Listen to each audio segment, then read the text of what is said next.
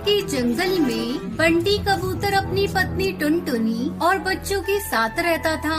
बंटी कबूतर ने अपने खेत में गेहूं की फसल लगा रखी थी। एक सुबह जब दोनों पति पत्नी अपने घर से बाहर खेत पर जाने के लिए निकलते हैं तो देखते हैं कि बाहर बहुत तेज बारिश हो रही थी। हे भगवान, आज मुझे अपनी फसल काटने जाना था और ये बारिश होने लगी। बारिश को देखकर पिंकी भी बाहर आ जाती है। पापा बाहर तो बारिश हो रही है।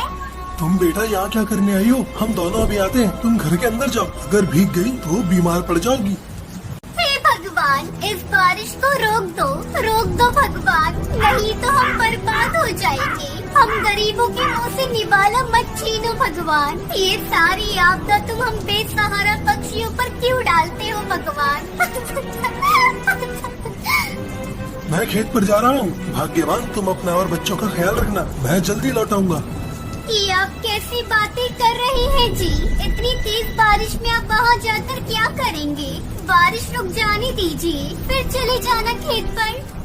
नहीं टुनटुनी, मुझे मत रोको। मुझे अभी जाना ही होगा, वरना हम भूखे मर जाएंगे। बंटी कबूतर टुनटुनी की बात नहीं मानता और अपने खेत पर चला जाता है। वहाँ जाकर देखता है कि उसके पूरे खेत में पानी भर चुका है और सारी फसल पानी में डूब चुकी है। हे भगवान, खेत में तो पानी भर चुका है। मैं तो लुट गया, बर्बाद हो गया। मैं अब क्या अपने बच्चों को खिलाऊंगा? उन्हें कैसे पढ़ाऊंगा? कौन इस तूफानी मौसम में मेरी मदद करेगा? ना ही जंगल में कुछ खाने को मिलेगा। ये तूने क्या किया भगवान? तुझे जरा भी हम पर दया नहीं आई। बंटी अपनी फसल को देखकर आंसू बहा रहा था और उधर टुनटुनी परेशान थी। घर में पानी भर चुका था। माँ, घर में पानी भर गया है। अब हम लोग कहाँ रहेंगे माँ? बेटा, तुम गोलू को लेकर उस बक्से के ऊपर बैठ जाओ। अभी तुम्हारे पिताजी आते ही होंगे, फिर हम कहीं और चलेंगे। घबराओ मत, जल्दी ही हम सुरक्षित जगह ढूंढ लेंगे। दोनों बच्चे सहमे हुए लकड़ी के बॉक्स पर बैठ जाते हैं। दीदी, क्या हम लोग पानी में डूब जाएंगे? मुझे बहुत डर लग रहा है दीदी। डर तो मुझे भी लग रहा है गोलू। पिताजी के आते ही हम दूसरी जगह पर जाएंगे। पानी के भार को पुराना घर सहन नहीं कर पाता और तेज आवाज के साथ टूटकर पानी में बहने लगा। माँ, बचाओ, पिंकी, मेरी बच्ची। गोलू तो दीदी का हाथ पकड़े रहना। बेटा, मैं अभी तुम लोगों को बचाती हूँ, घबराना नहीं। टुनटुनी की लाख कोशिशों के बावजूद बच्चे बाढ़ के पानी में बह जाते हैं। उधर बंटी कबूतर को जब अपने परिवार का ख्याल आता है तो वो अपने घर आता है, पर वहाँ तो कुछ भी नहीं था। वो अपनी पत्नी को आवाज देने लगता है। टुनटुनी, कहाँ हो तुम लोग? हे भगवान, मेरी बीवी बच्चों को सुरक्षित रखना। तभी उसे टुनटुनी की कराहने की आवाज आती है। सब खत्म हो गया जी, घर टूट गया, बच्चे पानी में बह गए। अब मैं किसके सहारे जीऊंगी? मैंने उन्हें बचाने की बहुत कोशिश की, पर नहीं बचा सकी। हिम्मत रखो, किसी तरह हमें जीना ही होगा। किसी न किसी दिन हमारे बच्चे हमें जरूर मिलेंगे।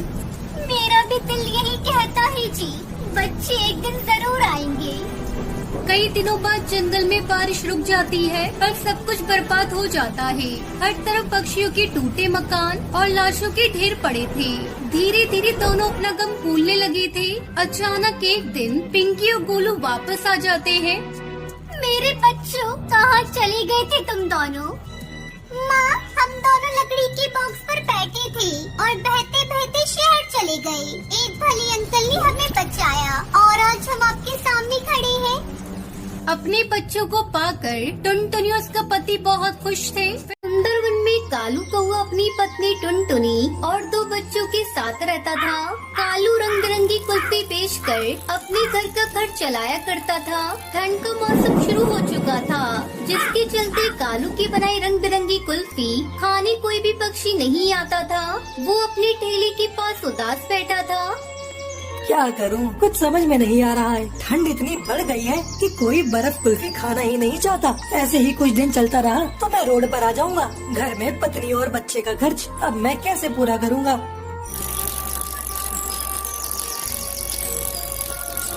शाम में कालू थका हारा घर लौटा। आज भी उसकी कुछ भी कमाई नहीं हुई थी।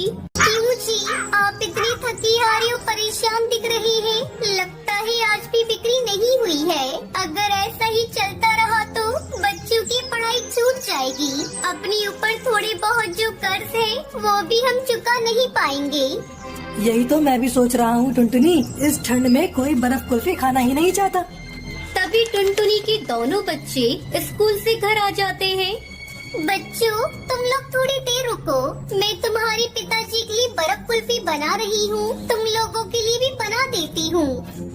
नहीं माँ, आज हमें बर्फ कुल्फी नहीं खानी। तुम पिंकी को कुल्फी खिलाओ। मुझे तो आज मैगी खाने का मन हो रहा है। तुम्हें पता है माँ, मेरी सहेली आज स्कूल में गर्मा गर्म मैगी खा रही थी।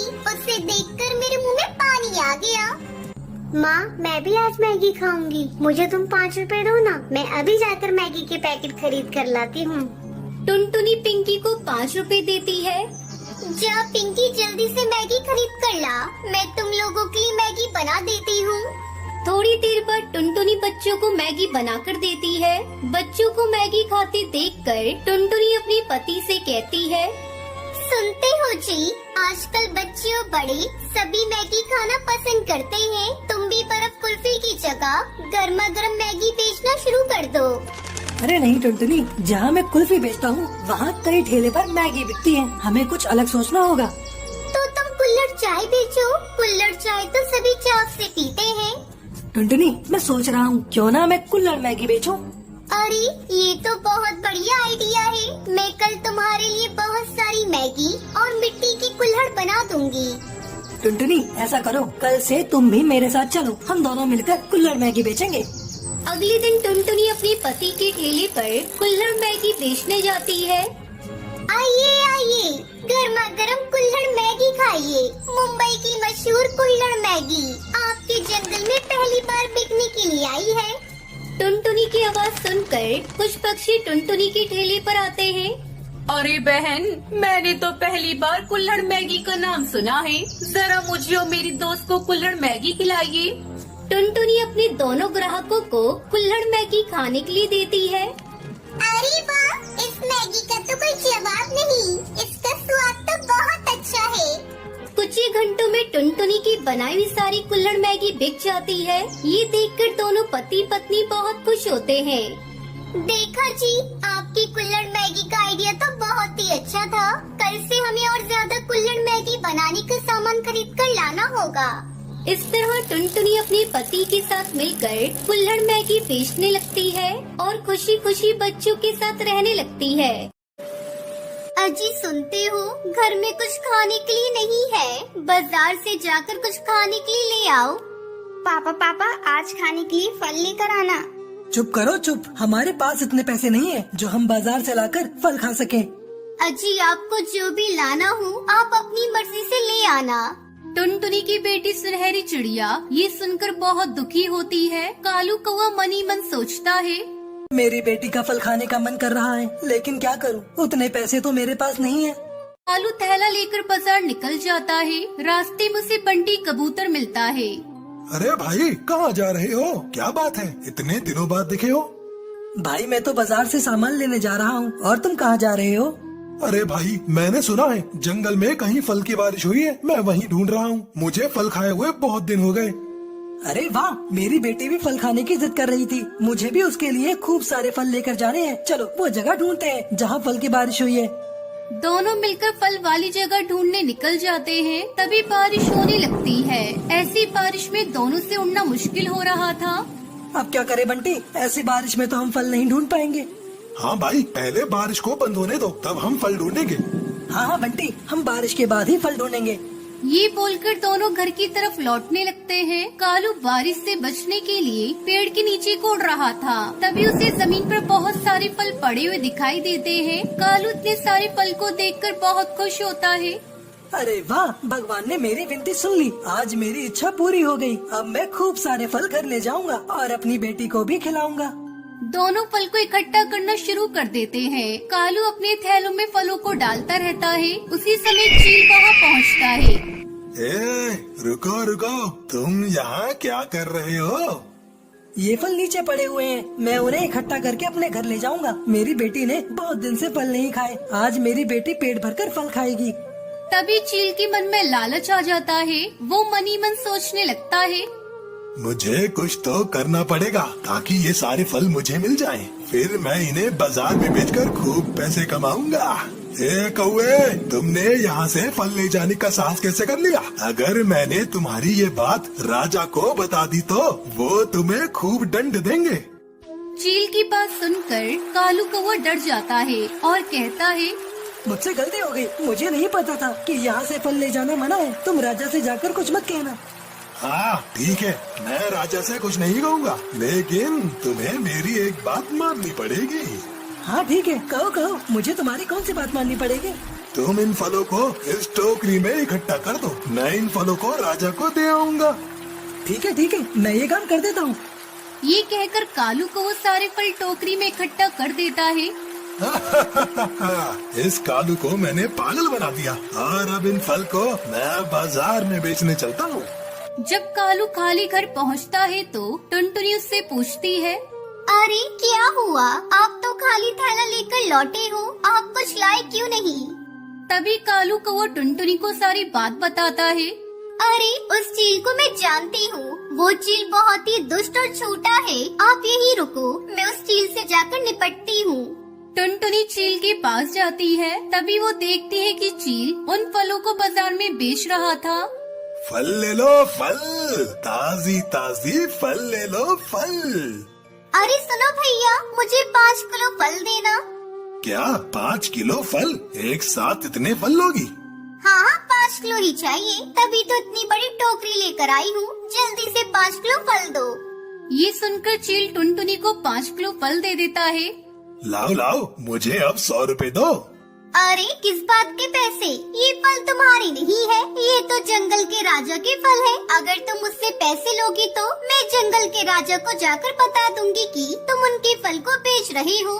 टुनटुनी की ये बात सुनकर चील डर जाता है और टुनटुनी को सारे फल दे देता है। सारे फल लेकर टुनटुनी खुश होकर गुनगुनाती हुई अपने घर हिमालय के जंगल में टुनटुनी चिड़िया अपने पति के साथ रह रही थी। टुनटुनी चिड़िया अंडे देने वाली थी।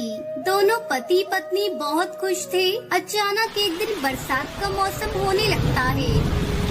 अरे कालू जी, ये क्या? अभी तो बारिश का मौसम भी नहीं है, फिर ये बरसात क्यों होने लगी? हमने तो अपना घोंसला भी मजबूत नहीं किया। अगर बारिश होती रही तो हमारा घोंसला कहीं टूट न जाए। तुम माँ बनने वाली हो, ऐसे मौके पर ऐसी अशुभ बातें नहीं बोलती। थोड़ी देर में बारिश रुक जाएगी, फिर मैं अपना घोंसला मजबूत बना दूंगा। तुम फिक्र मत करो, मैं सब संभाल लूंगा, तुम बस अपना ख्याल रखो। थोड़ी देर बाद बारिश रुक जाती है और कालू को वो मजबूत लकड़ियाँ लेने के लिए जंगल में चला जाता है। इधर टुनटुनी घोंसले में बैठी सोचने लगती है, हे भगवान, ये हमारा पहला अंडा है। भगवान करे सब अच्छे से हो जाए। जब अंडे से बच्चे बाहर आएंगे, मैं अपने बच्चों को बहुत खुश रखूंगी। उन्हें दुनिया की हर खुशी दूंगी। अपने बच्चों को खूब पढ़ाऊंगी और एक अच्छा पक्षी बनाऊंगी। टुनटुनी चिड़िया भी ऐसा सोच ही रही थी कि तभी तेज बारिश शुरू हो जाती है। थोड़ी देर बाद कालू कौवा खाली हाथ वापस घर आ जाता है। तुम ठीक तो हो ना टुनटुनी? हाँ कालू जी, मैं तो ठीक हूँ, लेकिन आप खाली हाथ वापस क्यों आ गए? लकड़ियाँ कहाँ हैं? आप तो घोंसला मजबूत करने के लिए लकड़ियाँ लेने गए थे ना, क्या हुआ? मैं क्या करता टुनटुनी, मैं लकड़ियाँ ढूंढ रहा था कि तभी बारिश शुरू हो गई और मुझे खाली हाथ वापस लौटना पड़ा। तभी टुनटुनी चिड़िया चिल्लाने लगती है, कालू जी, मेरे पेट में बहुत जोरों से दर्द हो रहा है। ऐसा लगता है मेरे अंडे देने का समय आ गया है। थोड़ी देर बाद टुनटुनी चिड़िया 2 अंडे देती है। वो अपने अंडों को देखकर बहुत खुश थी। वो अपने अंडों को चूमने लगती है और अपने पंखों में छुपाकर गर्माहट देने लगती है। बाहर बारिश तेज होती जा रही थी। तभी कालू कहता है, टुनटुनी, बारिश बहुत तेज है, सारे पक्षी अपना अपना घर छोड़कर जा रहे हैं। चलो तुम भी कहीं सुरक्षित स्थान पर चलो, मुझे बहुत चिंता हो रही है, कहीं हम इस बारिश में दब न जाएं। नहीं, आप कुछ भी कर ले, मैं अपने अंडों को छोड़कर कहीं नहीं जाऊंगी। मैंने बहुत दुख सहे हैं। अभी अभी तो मैंने अंडों को जन्म दिया है और आप चाहते हैं मैं जान बचाऊं? आपको जाना है तो जाइए, मैं कहीं नहीं जाऊंगी। मेरी बात मानो टुनटुनी, अपना घोंसला बहुत कमजोर है, कभी भी टूट सकता है। चलो यहाँ से कहीं और चलते हैं।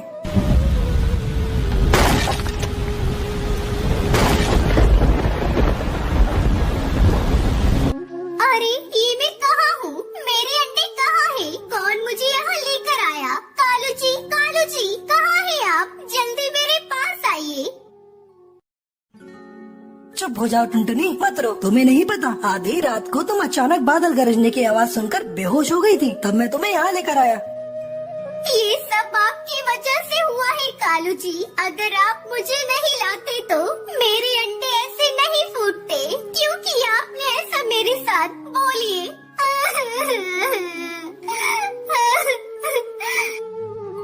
लेकिन टुनटुनी, तुम्हारी जान मेरे लिए बहुत कीमती है। अंडे तो हो जाएंगे, अगर तुम्हें कुछ हो जाता तो मैं तो जीते जी मर जाता। चलो अब बारिश थम चुकी है, मैं जल्दी से अपना नया घर बनाता हूँ। फिर कालू कौआ जंगल से हरे हरे बांस लेकर आता है। तभी कालू को रास्ते में एक छोटी सी चिड़िया रोती हुई दिखाई देती है, जिसका नाम सुनहरी होता है। कालू कौआ सुनहरी के पास जाता है और उससे कहता है, बेटा नन्ही चिड़िया, तुम कहाँ से आई हो और रो क्यों रही हो? तुम्हारा घर कहाँ है? अंकल जी, मेरा नाम सुनहरी चिड़िया है। मेरा घर बारिश की वजह से टूट गया है और मेरे माता पिता भी इस दुनिया में नहीं रहे। अब मैं क्या करूं? कहाँ जाऊं? किसके सहारे जीऊं? मैं अनाथ हो गई अंकल। कौन कहता है बेटा तू अनाथ हो गई है? तू चल मेरे साथ बेटा मेरे घर, वहाँ तुझे एक अच्छी माँ मिलेगी। तू अब से हमारे साथ रह लेना, मेरी बेटी बनकर। ये सुनकर सुनहरी बहुत खुश होती है और कालू कौआ उसे टुनटुनी के पास ले जाता है और उसे सारी बात बताता है। हे भगवान, तेरे घर देर है पर अंधेर नहीं। तूने मुझसे मेरे बच्चे छीनकर इतनी प्यारी बच्ची दी। आज से सुनहरी बेटा, मैं तुम्हें अपनी बेटी की तरह प्यार दूंगी। तुम्हें कभी एक माँ की कमी महसूस होने नहीं दूंगी।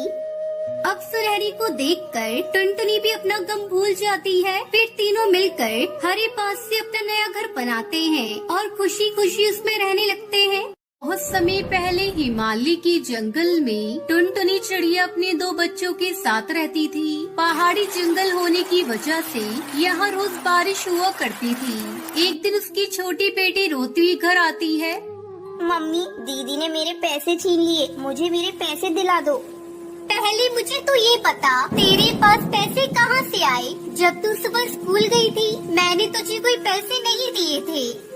मम्मी, मैं आपको बताती हूँ, जब हम दोनों सुबह स्कूल जा रहे थे तब सुनहरी को रास्ते में ये पैसे पड़े हुए मिले थे। मैंने इससे बोला घर ले जाकर मम्मी को दे दो। तब ये टॉफी खरीदने जा रही थी, इसलिए मैंने इससे पैसे छीन लिए। कमबख्त, तुम लोग हर बात में झगड़ा करती हो। आगे से जब भी तुम लोगों को रास्ते में पैसे पड़े हुए मिले तो उससे किसी भिखारी को दे देना। ठीक है मम्मी। चलो अब तुम दोनों लड़ाई झगड़ा छोड़ो और चलकर भोजन कर लो। टुनटुनी चिड़िया अपनी दोनों बेटियों को रोटी और नमक खाने को देती है। मम्मी, मुझे ये रोटी और नमक नहीं खाना, मुझे सब्जी दो, तब मैं रोटी खाऊंगी। कहाँ से तेरे लिए सब्जी लाऊं? मेरे पास सब्जी खरीदने के लिए पैसे नहीं है। खाना है तो खाओ, नहीं तो तुझे ये भी खाने को नहीं मिलेगा। सुनहरी चिड़िया बिना भोजन किए ही वहाँ से चली जाती है। शाम को जब कालू कौवा घर आता है तो टुनटुनी उससे सुनहरी की शिकायत करती है। क्या हुआ जी, आज भी आपको कोई काम नहीं मिला? बच्चे कई दिनों से रोटी और नमक खाते खाते उब गए हैं। अब तो सुनहरी ने भी खाना खाना बंद कर दिया है। मैं अपने बच्चों को 2 वक्त का भरपेट भोजन भी नहीं करा सकता। मैंने कभी नहीं सोचा था कि मुझे ये दिन भी देखना पड़ेगा। तभी सुनहरी चिड़िया वहाँ आती है। सुनहरी बेटा, तुम्हारी माँ बता रही है आज तुमने भोजन नहीं किया। पापा, मुझसे रोटी और नमक नहीं खाया जाता। आप मेरे लिए जलेबी लेकर आना, फिर मैं रोटी खाऊंगी। ठीक है मेरी गुड़िया, मैं कल तेरे लिए जलेबी ला दूंगा। ऐसा कब तक चलेगा जी? बच्चों को कब तक तुम झूठा दिलासा देते रहोगी? बस कुछ ही दिनों की बात है टुनटुनी, जैसे ही मुझे काम मिलेगा तो सब कुछ ठीक हो जाएगा। अगले दिन कालू अपने दोस्त बंटी कबूतर के पास जाता है। भाई बंटी, अगर तेरे पास मेरे लिए कोई काम हो तो बता, आजकल मैं बहुत मुसीबत में हूँ। अरे यार, तूने आने में देर कर दी। मैंने एक पक्षी को कल ही काम पर रख लिया है। अगर कोई काम होगा तो मैं तुझे बताऊंगा। तब तक ये कुछ पैसे रख ले और घर जा, बच्चों को अच्छा सा भरपेट भोजन करा। बंटी अपने दोस्त कालू को कुछ पैसे देकर उससे अपना पीछा छुड़ा लेता है। इस तरह कई दिन गुजर जाते हैं। एक दिन टुनटुनी की सहेली लूसी कबूतरी उसके घर आती है। आजकल तूने मुझसे मिलना जुलना छोड़ दिया है। अरे लूसी, क्या बताऊं, मैं बहुत परेशान हूँ। कालू जी को कहीं भी काम नहीं मिल रहा है। घर पर हमें नमक रोटी खानी पड़ रही है। बच्चे भी अब उसे खा खा कर उब गए हैं। बहन तू इतना परेशान है, तू मेरे पास आकर मुझे बताती तो सही। तू मुझे बिल्कुल अपना नहीं समझती। ऐसी बात नहीं है लूसी, तुम्हें तो पता है कि यहाँ के जंगल में बिन मौसम बरसात होती रहती है। आना जाना भी मुश्किल हो जाता है। तो फिर ये ले बरसाती अंगूर। मैंने अंगूर की खेती शुरू की है। सोचा इसी बहाने तुझसे मिल भी लूंगी और अंगूर भी दे दूंगी। मैं तो कहती हूँ तू भी अंगूर की खेती करना शुरू कर दे। बहुत प्रॉफिट है इसमें। और तो और इसमें खेत की भी कोई जरूरत नहीं। तुम अपने पेड़ के नीचे खाली पड़ी जमीन में इसके बीज दबा देना और कुछ ही दिनों में इसकी बेल तुम्हारे पेड़ से लिपट जाएगी और तू जी भर कर अंगूर खाना। और बाजार में इसकी बहुत डिमांड है। टुनटुनी अपनी सहेली लूसी की बातों को मानकर अंगूर की खेती करना शुरू करती है। जल्दी उसके अंगूर तैयार हो जाते हैं। फिर टुनटुनी और कालू अंगूर तोड़कर बाजार में अच्छे दाम पर बेच देते हैं। अपनी पहली कमाई को देखकर टुनटुनी की आंखों में आंसू आ जाते हैं। देख रहे हो जी, अंगूर की पहली फसल बेचकर हमें कितनी अच्छी कमाई हुई है। अपने गरीबी के दिन कट गए। हमारे बच्चों को रोटी और नमक खाना नहीं पड़ेगा।